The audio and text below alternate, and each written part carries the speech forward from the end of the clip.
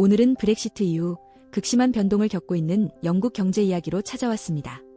한때 세계 금융의 심장이라 불리며 전 세계 자본이 몰려들던 영국이 최근 들어 통화 가치 폭락과 금리 인상, 국가 부채 급증 등 복합적 문제를 직면하고 있습니다. 왜 이런 일이 벌어지고 있는 걸까요? 오늘은 이 배경과 흐름을 쉽지만 깊이 있게 풀어보겠습니다. 영국은 지난 수십 년간 제조업 비중이 줄고 금융 서비스 부문이 크게 발달하면서 특정 산업에 대한 의존도가 매우 높아졌습니다. 덕분에 세계 경제가 안정적일 때는 높은 성장률을 구가했지만 글로벌 경제 위기가 닥치거나 내부 정치적 갈등이 생길 때면 취약점이 드러나는 구조였죠. 파운드화가 달러, 유로 대비 급락했다는 소식을 최근 몇 년간 자주 접하셨을 텐데 이건 일시적인 현상이 아니라 영국의 장기적 체질 문제가 노출된 결과이기도 합니다. 가장 두드러진 사건은 역시 브렉시트 결정입니다. 2016년 국민투표로 영국이 유럽연합을 탈퇴하겠다고 선언하자 시장은 예측 불가능한 환경이 열릴 수 있다고 우려했습니다. 제조업 기반이 크지 않은 영국 입장에서 유럽과의 무역이 위축되면 관세 장벽이나 투자 유치 문제 등을 비롯해 경제 전반이 타격을 받을 수밖에 없었죠. 실제로 브렉시트 이후로 영국의 산업계나 기업들이 혼란을 겪으면서 파운드화 가치가 하락해왔습니다. 그리고 정치 상황도 끊임없이 출렁였습니다. 한 총리가 사임하자 새로 취임한 총리가 재정, 세제 개혁안을 발표해도 시장은 오히려 충격받고 그 총리마저도 곧 물러나는 일이 반복됐습니다. 특정 총리는 재정 확장 정책을 내놓았다가 부유세와 관련된 반발에 부딪히기도 했고 또 다른 총리는 긴축 정책을 추진하겠다고 밝혔지만 시장 불안을 잠재우지 못했습니다.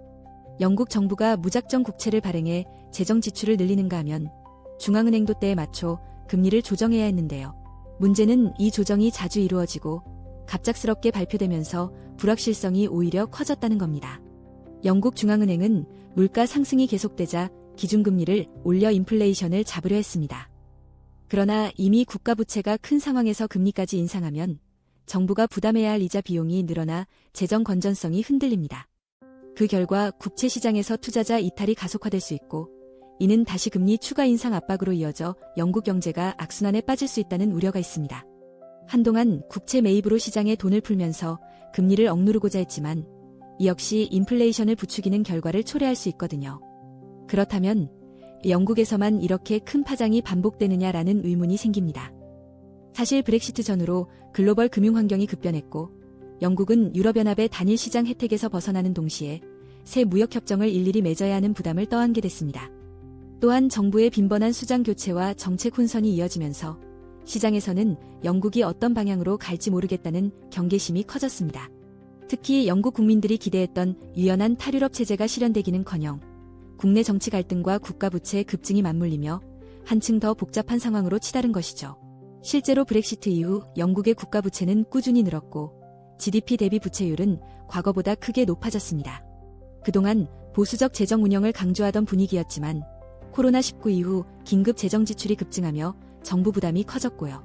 세금을 올릴 것이냐, 지출을 줄일 것이냐를 두고 여야 정당 간 대립은 격화되어 정책 혼선을 해소하기가 더 어려워졌습니다. 세금을 높이면 경제활동이 위축되고 세금을 내리지 않으면 부채가 줄지 않아 금리 인상 압박이 커지는 딜레마에 빠진 셈입니다. 게다가 최근 글로벌 경제 자체가 쉽게 안정을 찾지 못하고 있다는 점도 영국에는 불리하게 작용하고 있습니다. 미국이 인플레이션을 억제하기 위해 상당 기간 금리 인상을 지속해왔고 이는 달러 강세를 강화해 다른 통화들의 상대적 가치를 더 떨어뜨리는 요인으로 작용합니다. 유럽연합 또한 에너지 가격 상승 등으로 곤란을 겪고 있어서 영국의 상품 서비스 수출 역시 탄력을 받기 어려운 형국입니다. 결과적으로 파운드화는 달러화와 유로화 앞에서 더욱 약세를 면치 못하고 있습니다.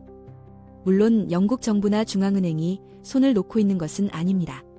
국채 매입 종료 시점을 조절하고 RP나 IPF와 같은 수단을 통하여 시장 유동성을 관리하려고 애쓰고 있습니다. 또한 여야 정당에서는 내년에 예정된 정책 구상들을 잇따라 발표하며 지지층 결집을 꾀하고 있는데요. 다만 과감하게 재정을 풀면 인플레이션이 심해지고 긴축으로 가면 경기 침체가 우려되는 진퇴양난입니다.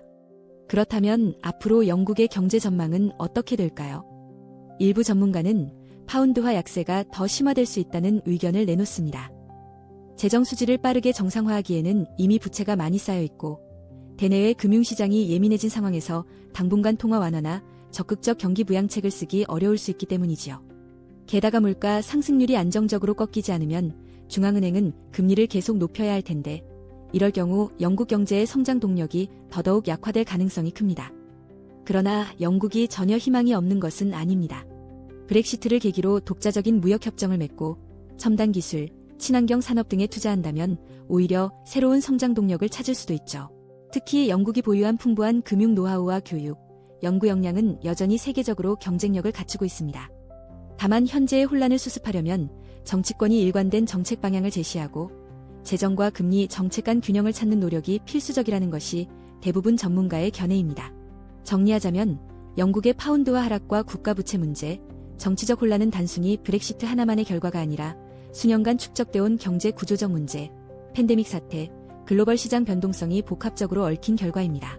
영국이 과연 새로운 성장 계기를 만들 수 있을지, 아니면 지금의 위기를 장기적인 하락세로 이어지게 만들지, 그 갈림길에 서 있는 시점이라는 점에서 전 세계 경제 전문가들은 영국을 주목하고 있습니다. 오늘 이야기는 여기까지입니다. 파운드화 폭락부터 국채 매입, 금리 인상, 그리고 정치 권력 교체까지 영국의 상황이 왜 이렇게까지 복잡하게 얽혔는지 조금이라도 도움이 되었으면 좋겠습니다. 앞으로도 경제, 정치 이슈에 대한 다양한 이야기를 더욱 알기 쉽게 전해드리겠습니다. 시청해주셔서 감사합니다. 다음 영상에서 또 뵙겠습니다.